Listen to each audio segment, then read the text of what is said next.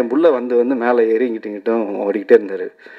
உன் புள்ள எப்படி உட்கார வைக்கிறேன் பாரு அப்படின்னு சொல்லிட்டு அப்படியே என்ன செஞ்சாருன்னு தெரில. அதுக்கப்புறம் போய் சத்தம்லாம் அது படுத்துருச்சு. இனிமேல் வரவே வராது, பேசாமல் உட்காரு, இதுக்கெல்லாம் ஒரு ட்ரீட்மெண்ட் வச்சுருக்கேன் அப்படின்னாரு. இந்த ட்ரீட்மெண்ட்டு நிறைய இடங்களுக்கு அவர் அமுச்சு விட்டால் சரியாக இருக்கும்னு நினைக்கிறேன். யோகி பாபுவின் கலக்கலான காமெடியில் ஜாம்பி ஆகஸ்ட் 30 முதல் அமர்ந்து இந்த விழாவை ரசிக்கிறீங்களோ இல்லையோ, உண்மையாகவே படப்பிடிப்பு செய்து கொண்டிருக்கிற அனைத்து ஊடகங்களுக்கும் என்னுடைய நன்றியை தெரிவிச்சுக்கிறேன். ராவுத்தர் ஃபிலிம்ஸ்னுடைய நிறைய படங்கள் அவங்க பண்ணியிருக்காங்க. அறிமுகம் இல்லாத பல இயக்குநர்களுக்கு அறிமுகப்படுத்தியிருக்காங்க. முகவரி இல்லாத பல தொழில்நுட்ப கலைஞரையும் இயக்குநர்களுக்கும் முகவரி கொடுத்த ஒரு நிறுவனம் ராவுத்தர் ஃபிலிம்ஸ். அந்த வகையில் வளர்ந்து கொண்டு இருக்கும் எனக்கும் ஒரு படத்தின் வாய்ப்பை எனக்கு ஏற்படுத்தி கொடுத்ததுக்காக ராவுத்தர் ஃபிலிம்ஸுக்கும் அபுவுக்கும் இந்த படக்குழுவினருக்கும் என்னுடைய நன்றியை தெரிவிச்சுக்கிறேன். லக்ஷ்மணும் நானும் மசாலா படம் பண்ணும்போது தான் எங்களுக்குள்ள ஒரு நட்பு ஏற்பட்டது. அப்போ அந்த படத்தில் நடிக்கிறதுக்காக கேட்டிருந்தார். அப்போது அதில் பணியாற்ற முடியாத ஒரு சூழல் அமைஞ்சது.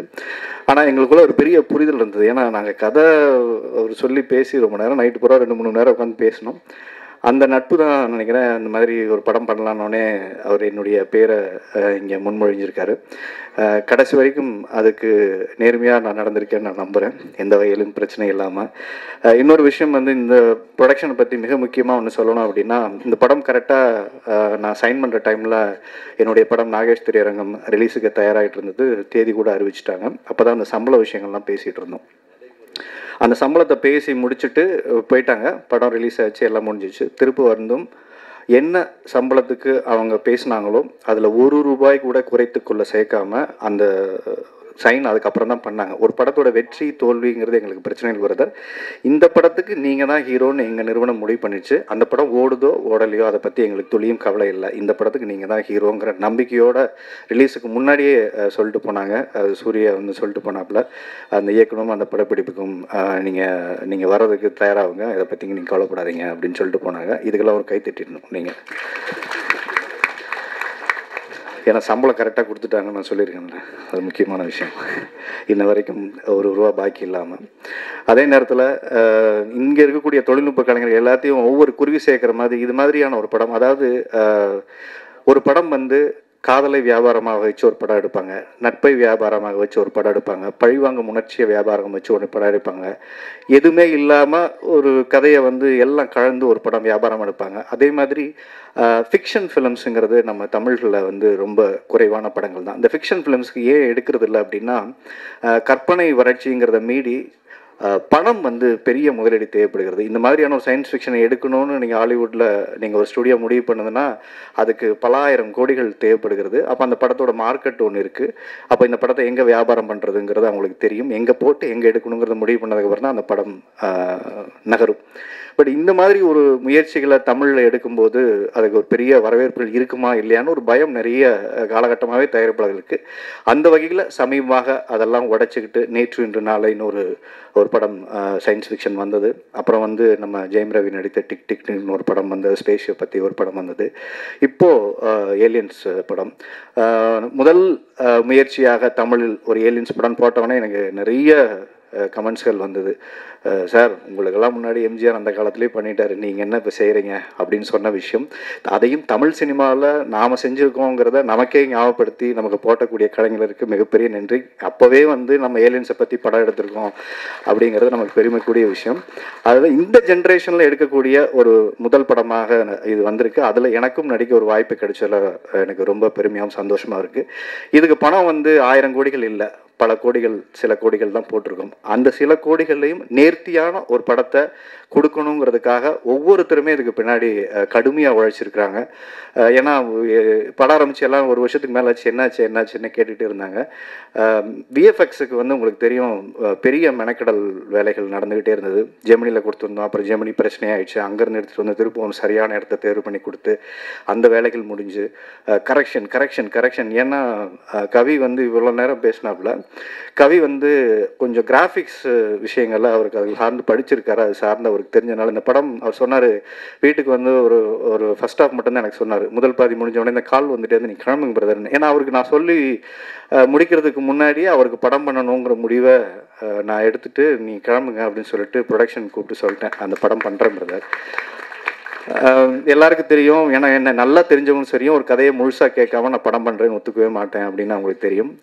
அப்போது நான் அவர் சொன்னேன் வந்து, என்ன பிரதர் சொல்லிட்டீங்க? இல்லைங்க, நான் அவருக்கு என்ன பயம்னா, பாதியில் எந்திரிச்சு வந்துட்டோம் ஒரு ஹீரோட்ட, திருப்பும் போய் அப்பாயின்மெண்ட் வாங்கிட்டு திருப்பு சொல்லும்போது இது ஏதாவது நடக்குமா, என்ன நடக்கும் அப்படிங்கிற ஒரு பிரச்சனை இருந்தது. அவர்கிட்ட தெளிவாக ஃபோன் பண்ணி அதுக்காக சொன்னேன், உங்களுக்கு படம் பண்ணுறேங்கிறது வந்து லக்ஷ்மணுக்கும் தெரியும், நான் வந்து ஒரு படம் பண்ணுறேன்னு முடிவு பண்ணி வாக்கு கொடுத்துட்டேன்னா அதில் மாற மாட்டேன் பிரதர், எக்காரணம் பின்வாங்க மாட்டேன், அது என்ன சம்பளமோ அதெல்லாம் பார்த்துக்கலாம், உங்களுக்கு நான் பண்ணுறேன், நீங்கள் போய் உங்கள் குழந்தைய முதல்ல போய் பார்த்துக்கங்க அப்படின்னு சொல்லி அந்த படம் ஆரம்பிச்சு விட்டேன். அதே மாதிரி அபு வந்து இந்த படத்துக்குள்ளே அவர் வந்து அபு பார்த்தீங்கன்னா, யோ கதையை சொல்லிடாதியா, ரொம்ப நேரம் பேசினா கூட பரவாயில்ல அப்படின்னு அவர் அங்கேருந்து சொன்னார். வந்து இந்த படம் வந்து ரொம்ப நிறைய கதைகள் கேட்டு இந்த ஒரு கதையை தேர்வு பண்ணி அபு வந்து இதை தயாரிச்சிருக்காரு. அபுவை பற்றி சொல்லணும்னா, அபு வந்து கிட்டத்தட்ட ஒரு குழந்தை மாதிரி, எதை வேணால் நீங்கள் சொல்லலாம், எல்லாத்தையும் ரிசீவ் பண்ணிக்கும். ஆனால் கரெக்டான நேரத்தில் வில்லங்கமாக ஒரு கேள்வி வந்து கேட்பாப்புல, நம்மளே டக்குன்னு திக்குமுக அடி போயிடுவான், என்ன இப்படி கேட்டாப்புல அப்படின்னு சொல்லிட்டு, இதெல்லாம் சரி அது எப்படி அது அப்படின்னு சொல்லி வரல, நம்ம எல்லாத்தையும் ஃபர்ஸ்ட்லேருந்து சொல்லி, இல்லைங்க நான் இப்போ தான் சொன்னேன் கவனிக்கல, இல்லை ப்ரோ அது எப்படி பிரதர் அப்படி வரும் அப்படின்னு சொல்லி திருப்பி கேட்பாப்புல. கரெக்டான ஆள் தான் நடிக்க பிடிச்சி போட்டிருக்காரு. இந்த திடீர்னு இந்த கேரக்டர் மட்டும் யார் பண்ண போகிறா ஒரு பெரிய குழப்பம் இருந்தது. பெரிய பெரிய பேருகள்லாம் போயிட்டு இருக்கும்போது, ப்ரோ நம்ம அபுதான் ப்ரோ பண்ணுறாரு அப்படின்னு கஜினிமணி கேரக்டர். அப்படியே யோசிச்சு பார்த்தேன், சரியான ஆளை தான் பிடிச்சி போட்டிருக்கேன். ஏன்னா சில நடிகர்களுடைய பாவம், நடை, உடை எல்லாமே வந்து பார்த்திங்கன்னா அவங்களாவே இருக்கும்போது நமக்கு அவங்களுக்கான மெனக்கெடல் கொஞ்சம் குறைஞ்சிரும். அதனால் இயல்பாகவே அவர்கிட்ட ஒரு நல்ல ஒரு சுபாவம் இருக்கும். அவருடைய பாடி லாங்குவேஜ் ரொம்ப இந்த கேரக்டருக்கு ரொம்ப ப்ளஸ்ஸாக இருந்தது. எப்போவுமே பார்த்தாலும் எத்தனை கோடி ரூபா படம் எடுத்துன்னு கேட்டிங்கனாலும் அவர் கேட்டிங்கன்னா அவர் முதல்ல தெரியாது, இந்த பையனா படமா பல கோடி போட்டு எடுத்திருக்காப்புல அப்படிங்கிற மாதிரியே இருக்கும். ஆனால் உள்ளுக்குள்ள பயங்கரமான ஆள், நிறைய கதைகள் கேட்குறாப்புல, நிறைய விஷயங்கள் பண்ணாப்புல. எனக்கு தெரிஞ்சு கவி அவர் படத்தை ப்ரமோட் பண்ணவில்ல, அடுத்த டைரக்டர் நீங்கள் வரலாம், நீங்கள் வந்து கதை சொல்லுங்கள், நீங்கள் வந்தீங்கன்னா உங்களுக்கு உடனே நடந்துடும் அப்படின்னு மற்ற இயக்குநர்களுக்கு தான் நிறைய இங்கே ப்ரமோட் பண்ணான்னு நினைக்கிறேன். ஸோ அந்த வகையில் ரொம்ப இயல்பான ஒரு மனிதர். இந்த படம் அவருக்கு மிகப்பெரிய வெற்றிகளை கொடுக்கணும், நிறைய புது இயக்குநர்களுக்கு அவர் வாய்ப்பை கொடுக்கணும். என்னை போன்ற வளரும் கலைஞர்களை மட்டுமில்லாமல் நிறைய புது முகங்களையும் வச்சு நீங்கள் படம் எடுத்து ஒரு பெரிய வெற்றி அடையணும் நான் கட்டாயம் வாழ்த்துறேன். அதுக்கான ஒரு தகுதியான ஒரு படத்தோட தான் அவர் வந்திருக்காரு. ஏன்னா கம்பேக் ஃபிலிம்ங்கும்போது எல்லாருக்குமே ஒரு கண்டென்ட் தேவைப்படும் வெளியில் போகிறதுக்கு. இது மாதிரி ஒரு கம்பேக் ஃபிலிமாக இதை வந்து எல்லாருமே ஒரு டீமாக பண்ணியிருக்காரு. அது மாதிரி இசையமைப்பாளர் ஆச்சாரியா பற்றி இன்னும் சொல்லிடணும். ஏன்னா இன்விடேஷன் கொண்டாந்து கொடுத்தாங்க, நான் பார்த்து ஷாக் ஆகிட்டேன். அப்புறம் நான் அதை சத்தம்லாம் வச்சுட்டு அமீசார்கிட்ட கொண்டு போய் கொடுத்தேன். நான் இன்விடேஷன் கொடுத்து அப்படி பார்த்துட்டு இன்னையா இண்டஸ்ட்ரி ரொம்ப முன்னேறிட்டீங்க போல இருக்கு நீங்கள் அப்படின்னு கேட்டார். இனியா இசையமைப்பாளர் பேரையே காரணம் இசை வெளியீட்டு விழா போட்டிருக்கிறீங்க அப்படின்னு சொல்லி கேட்டார். வந்து இல்லை சார் நானே வந்து அப்போ தான் பார்த்தேன், இது வந்து இசையமைப்பாளரை புதுசாக இங்கே லான்ச் பண்ணுறாங்க போல இருக்குது, எல்லாருக்கும் ஒரு பெரிய எதிர்பார்ப்பு ஏற்படுத்து அப்படிங்கிற மாதிரி அவர் பேசிட்டு சரி போங்க நான் வரேன் அப்படின்னு சொல்லிட்டு பண்ணிட்டு அப்புறமா அவர் என்ன சூழல்னா இன்றைக்கி காலையில் மதுரை போயிட்டார். வர முடியாத ஒரு சூழல். காலையிலேருந்து வந்து நான் அவருக்கு ஃபோன் அடிச்சுக்கிட்டே இருந்தேன். ஏன்னா ஒரு நிகழ்ச்சிக்கு வந்து நமக்கு நிறைய விழா, இந்த யூஸ்வலாக ஒரு விழாக்கு நிறைய பேரை கூப்பிடுவோம். இந்த விழாக்கு நான் பர்சனலாக அழைச்சது ரொம்ப சில பேரை. அதில் மிக முக்கியமான என்னுடைய நல்லது கெட்டது எல்லா இடத்துலையும் அவர் இருந்திருக்காரு. ஸோ அவர் இருக்கணும்னு நான் ரொம்ப ஆசைப்பட்டேன். முடிஞ்சால் நான் வந்துடுறேன் அப்படின்னு சொல்லி சொன்னார். மதியானம் 3 மணிக்கு திருப்பும் கால் பண்ணேன், நான் ஃப்ளைட்டை பிடிச்சி எப்படியாவது வந்துடுறேன் அப்படின்னு சொன்னார். நான் ஒரு வாய்ஸ் நோட் வந்து அவர் வாட்ஸ்அப்புக்கு போட்டேன். அது அவர் பார்த்தாரு, எனக்கு டெலிவரி நோட் வரல. சரி அவர் வரல போல இருக்குது சார், எங்கேயும் மாட்டிக்கிட்டார் போல இருக்கு நினச்சிட்டு இருந்தேன். 7 மணிலேருந்து கூப்பிட்டுருக்காரு. வந்தவொடனே திட்டினார், ஃபோன் எடுக்க மாட்டேன் நீ அப்படின்னு சொல்லி வந்தவொடனே ஏறினார். எத்தனை நேரம் கூப்பிட்றது உனக்கு? 7 மணிக்கு அப்படின்னு ஒரு கொடுத்தாரு. வந்து அவ்வளோ உட்காந்துட்டு எனக்கு ரொம்ப ரிலாக்ஸ்டாக இருந்தது. அதாவது இன்னைக்கு காலையில் போயிட்டாரு. யாருமே இப்படி ஒரு விழாக்களுக்கு மெனக்கெட்டு உடனே இன்னைக்கு இந்த டிக்கெட்டை புக் அதை பற்றிலாம் எதையும் யோசிக்காமல் இந்த விழாக்கு வந்து இந்த மாதிரியான ஒரு சின்ன படங்கள் வந்து இன்னைக்கு ஒரு விழா எடுக்கிறது வந்து விழாக்களுக்கு கூப்பிட்றவங்களுடைய பேர்கள் ரொம்ப கஷ்டம். நான் அதனால தான் எந்த சின்ன படங்களுக்கும் என்னை கூப்பிடும்போது நான் ஒத்துக்கிட்டேன்னா கட்டாயம் வந்துடுது. ஸோ அந்த மாதிரி எந்த விதமான முகசுழி இல்லாமல் 7 மணிக்கு எப்படியோ பிடிச்சி நான் கூட காலை எடுக்கல. ஏன்னா உங்களுக்கு தெரியும் உள்ளுக்குள்ளே வந்துட்டேன், சைலண்ட் இந்த ஃபோன் அடிச்சுக்கிட்டே இருந்ததா, அப்படி சைலண்ட்டில் போட்டேன். வந்து திட்டினார். அப்புறம் நான் எடுத்து அவர்கிட்ட காமிச்சு, சார் உங்களுக்கு இந்த மணிக்கெலாம் கூப்பிட்டுருங்க, நீங்கள் எனக்கு மெசேஜ் பண்ணலாம், 2 பேரும் பேசிகிட்டு வந்தோம். அதுக்கப்புறம் என் புள்ள வந்து மேலே ஏறி இங்கிட்டும் ஓடிக்கிட்டே இருந்தார். உன் பிள்ளை எப்படி உட்கார வைக்கிறேன் பாரு அப்படின்னு சொல்லிட்டு வந்து அப்படியே என்ன செஞ்சாருன்னு தெரில. அதுக்கப்புறம் போய் சத்தம்லாம் அது படுத்துருச்சு. இனிமேல் வரவே வராது, பேசாமல் உட்காரு, இதுக்கெல்லாம் ஒரு ட்ரீட்மெண்ட் வச்சுருக்கேன் அப்படின்னாரு. வந்து இந்த ட்ரீட்மெண்ட்டு நிறைய இடங்களுக்கு அவர் அமுச்சு விட்டால் சரியாக இருக்கும்னு நினைக்கிறேன். அது சென்ட்ரலுக்கும் சட்டசபைக்கும் அவர் அமுச்சு விட்டு அந்த ட்ரீட்மெண்ட்டுகளை சரியாக கொடுத்தாருன்னா நல்லா இருக்குன்னு நினைக்கிறேன். ஸோ அந்த மாதிரி ஒரு மிகப்பெரிய ஒரு மனதோடு இங்கே வந்து இந்த விழாவில் கலந்துக்கிட்ட அனைவருக்குமே, அதே ஆர்வி கண்ணன், நான் எப்போவுமே விழாக்கள் பண்ணும்போது நிறைய அவரோட பேசின பழகக்கூடிய வாய்ப்புகள் கிடைக்கல. ஆனால் பார்க்கும்போதெல்லாம் அன்போடும் அரவணைப்போடும், என்னடா தம்பி எப்படி இருக்கிற, என்ன இருக்க, நீ எல்லாம் வரணும் அப்படிங்கிற எண்ணத்தோடையே இருக்கக்கூடியவர். அதேமாதிரி உதயண்ணனாக இருக்கட்டும், இன்றைக்கி வந்த வாழ்த்திய அப்பா பாரதிராஜா அவர்கள், பாரதிராஜா கூப்பிடணும்னு நினச்சா அவர் வரல, பாக்யராஜ் சார் உளறிட்ட மாதிரி நான் இப்போ. ஸோ பாக்யராஜ் சார் ஆகட்டும், எல்லாருக்குமே என்னுடைய நன்றியை தெரிவிச்சுக்கிறேன். ஒரு தரமான படம் இது. ட்ரெய்லர் பார்த்துருப்பீங்க, பாடலும் பார்த்துருப்பீங்க. வெகு சீக்கிரம் திரைக்கு வர இருக்குது. நல்ல படங்களை வழக்கம் போல் நீங்கள் எப்போவுமே ஆதரவு கொடுக்க தவறியதில்லை. ஸோ இந்த படத்துக்கும் நீங்கள் ஆதரவு கொடுக்கறது மூலியமாக ஒரு புது இயக்குனர், மிகப்பெரிய வெற்றி பட இயக்குனராக கட்டாயம் ஒரு மிகப்பெரிய ஒரு வளம் வரக்கூடிய வாய்ப்பு இருக்குது. ஸோ அதே நேரத்தில் நிறைய தொழில்நுட்ப கலைஞர்கள் இந்த மாதிரியான கதைகளுக்கான ஒரு வாய்ப்பை இந்த படம் வெற்றி அடையும் போது தான் ஏற்படுத்தி கொடுக்கும். ஸோ அந்த வகையில் ஒரு நல்ல படம் எடுத்திருக்கோங்கிற நம்பிக்கையோடு இந்த விழாவுக்கு என்னுடைய உரையை நான் முடிக்கிறேன். ஸோ தேட்டரில் வந்து பார்த்து இந்த படத்தை சப்போர்ட் பண்ணுங்கள். ரொம்ப நன்றி. எல்லாருக்கும் வணக்கம். This is Shashvi Bala. So basically நான் ஸ்ரீலங்கன். அங்கே படம் பண்ணியிருந்தாலும் இதுதான் என்னுடைய முதல் திரைப்படம் தமிழ் சினிமாவில். ஸோ ஃபர்ஸ்ட் ஆஃப் ஆல் ரவுத்த ஃபிலிம்க்கு என்னுடைய பெரிய பெரிய பெரிய நன்றியை சொல்லி ஆகணும். ஸோ டைட்டிலுக்கு ஏற்ற மாதிரி எல்லாம் மேலே இருக்கவன் பார்த்துப்பான் அப்படின்னு சொல்லி பிள்ளையார் சொல்லி போட்டு என்னுடைய கேரியரை இங்கே ஸ்டார்ட் பண்ணியிருக்கேன். ஸோ படத்தை பற்றி சொல்லும்போது இது ஒரு நியூ அட்டெம்ப்ட் அப்படின்னு சொல்லலாம். ஒரு புது ஜானர், புது கான்செப்ட். ஸோ இந்த மாதிரி ஒரு கான்செப்டை எடுத்து ப்ரொடியூஸ் பண்ணணும் அப்படின்னு முன் வந்ததுக்கு அபுக்கு நாங்கள் ஃபர்ஸ்ட் ஆஃப் ஆல் வாழ்த்துக்கள் சொல்லி ஆகணும், நன்றி சொல்லி ஆகணும். பிகாஸ் ஆஸ் அ ப்ரொடியூசர் இது வந்து ஒரு பெரிய கஷ்டமான வேலை. ஏன்னா ஒரு புது விஷயம் நம்ம அறிமுகப்படுத்தும் போது அதுக்கு நிறைய ஒர்க் அவுட் பண்ண வேண்டியிருக்கும். ப்ராக்டிக்கலாக அது எப்படி ஆகும் அப்படின்றது கூட தெரியாது. ஸோ ஆஸ் அ நியூ ப்ரொடியூசரா, எஸ் ரவுத்த ஃபிலிம்ஸ் நிறைய படங்கள் பண்ணியிருக்காங்க. பட் அப்படி இருந்தாலுமே அபுக்கு இது வந்து முதல் திரைப்படம் as a producer, as a actor. So அதுக்கு முதல் நன்றி என் வாழ்த்துக்கள் அபு. அண்ட் அதே மாதிரி சன் ஃபிக்ஷன், அதே நேரம் ஒரு ஏலியன் சப்ஜெக்ட் அப்படின்னு சொல்லும்போது அதில் டெக்னிக்கலாக நிறைய விஷயங்கள் எதிர்பார்ப்பாங்க. ஸோ அந்த எதிர்பார்ப்பையும் தாண்டி அதுக்குள்ளே ஒரு காமெடி ட்ராக், அதில் ஒரு சென்டிமெண்ட், லவ் அப்படின்னு நிறைய எலிமெண்ட்ஸ் சேர்க்க வேண்டியிருக்கும். ஸோ அதெல்லாம் சேர்த்து தன்னை ப்ரூவ் பண்ணணும் அப்படின்னு ஒரு முதல் திரைப்படம் எடுக்கும்போது ஒரு டைரக்டர் வராரு அப்படின்னா அவருக்கு நிறைய கான்ஃபிடென்ட் இருந்தே ஆகணும். ஸோ அந்த கான்ஃபிடென்ட்டுக்காகவே all the very best Kaviraj. So உங்களுக்கு ரொம்ப சந்தோஷம் உங்களோட ஒர்க் பண்ணுது. அண்ட் இவ்வளோ விஷயங்கள் முதல் திரைப்படத்தில் பண்ண முடியுமா அப்படின்னு கேட்டால் அதை சாத்தியப்படுத்தி காட்டியிருக்காரு. ஸோ கவிராஜுக்கு எங்களுடைய நன்றி அண்ட் வாழ்த்துக்களை நாங்கள் சொல்லியாகணும். அண்ட் எஸ், இப்படி ஒரு திரைப்படம் புதுசாக ஒரு கான்செப்டோட வரும்போது கண்டிப்பாக அதுக்கு எக்ஸ்பீரியன்ஸான டெக்னீஷியன்ஸ் தேவை. ஸோ அந்த எக்ஸ்பீரியன்ஸ் எந்த இடத்துல எங்களுக்கு ஒர்க் அவுட் ஆச்சு அப்படின்னு பார்த்தீங்கன்னா லக்ஷ்மண். ஸோ எங்களுடைய டீமில் அதிகப்படியான எக்ஸ்பீரியன்ஸ் இருந்தது லக்ஷ்மணுக்கு தான். ஸோ படத்தில் அவருடைய அட்வைஸ் நிறைய இடத்துல ஒர்க் அவுட் ஆச்சு. ஸோ படம் வந்து ப்ளஸ்ஸாக அமைஞ்சதுன்னா அதுக்கு ஒரு பெரிய கிரெடிட்ஸ் லக்ஷ்மணுக்கு போய் சேர்ந்தே ஆகணும். So thank you Lakshman for that. And அதுக்கப்புறமா எஸ், இன்னைக்கு hero of the day so Karthik Acharya. So பேரை கரெக்டாக சொல்லணும் அப்படின்னு நான் ரொம்ப ட்ரை பண்ணேன். ஏன்னா அவருக்கு பேர் தப்பாக சொன்னால் பிடிக்காது. ஸோ எந்த அளவுக்கு இந்த கான்செப்ட் வந்து ஒரு புதிய விஷயமா இருக்கும், மியூசிக் அதுக்கு ஏற்ற மாதிரி அதுக்கு ஆப்டாக இருந்தே ஆகணும். ஸோ அவரை ப்ரூவ் பண்ணணும் இந்த ஒரு மூவியில் அப்படின்னு ஒரு விஷயம் இருந்திருக்கு. ஸோ இன்னைக்கு நீங்கள் ட்ரெய்லர் பார்த்துருக்கீங்க அண்ட் சாங்ஸை நீங்கள் வந்து கேட்டிருக்கீங்க.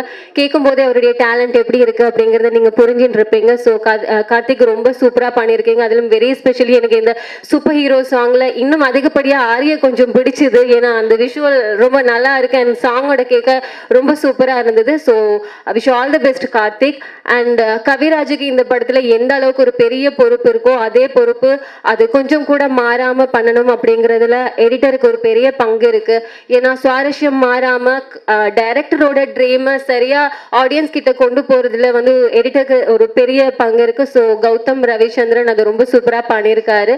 Wish all the best Gautham. And இவங்க எல்லாரையும் தாண்டி காஸ்ட்டை பற்றி சொல்கிறதாக இருந்தால் ஆரி வந்து நிறைய படங்கள் பண்ணியிருக்காங்க. எனக்கு இது டெபியூ ஆர்டிஸ்டாக ஃபர்ஸ்ட் ஃபில்ம் ஸ்ரீலங்காலேருந்து இங்கே வந்திருக்கேன். ஸோ எனக்கு புதுசாக இருக்காங்களே அப்படின்னு ஃபீல் பண்ண விடாமல் ரொம்ப சப்போர்ட்டிவாக இருந்தாங்க. இப்படி பண்ணுங்க அப்படி பண்ணுங்க அப்படின்னு நிறைய அட்வைசஸ் எல்லாமே கொடுத்தாங்க. அது கூட நிறைய இடத்துல ஒர்க் அவுட் ஆச்சு. So thank you very much Aari. And S box அதே நேரம் ராஜேந்திரன் சாரை பற்றி சொல்கிறதா இருந்தால் அப்பார்ட் ஃப்ரம் ஆக்டர் ஒரு பர்சனாகவே எனக்கு ரொம்ப ரொம்ப ரொம்ப பிடிக்கும் அவரை. So humble, so down to earth. So நிறைய சப்போர்ட்டிவாக இருந்தார். எல்லா யங்ஸ்டர்ஸோடையும் சேர்ந்து அவரோட ஸ்பீட் வந்து ஈடு கொடுத்தாரு.